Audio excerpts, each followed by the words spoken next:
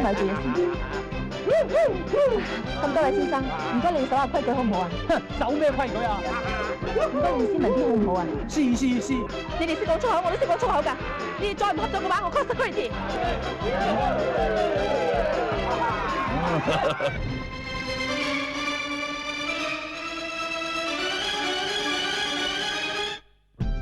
我哋呢度係東方保險公司啊，而家有一筆保險金，受益人係寫你個名㗎喎。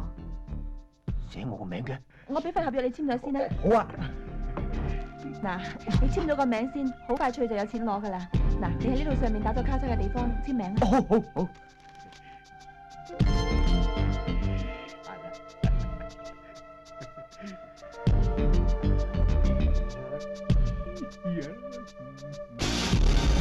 先生姐啊，等我招呼佢得啦，你入去先啦。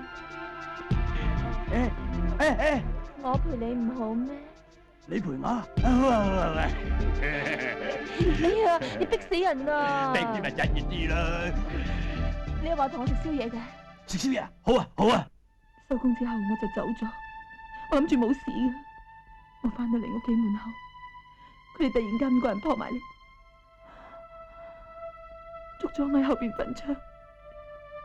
走。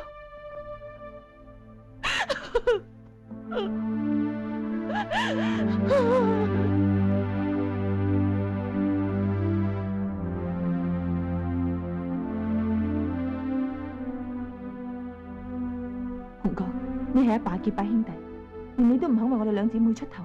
你仲後生，有咩恩恩怨怨都算。Oh, Susan. Hi. How are you? Fine. Let's go and have some fun. 結營啊！我帶你離開香港，以前嘅嘢就當發場夢啊！你真係想同我喺埋一齊？係。快啲講你個妹喺邊！如果唔係，連你都玩殘。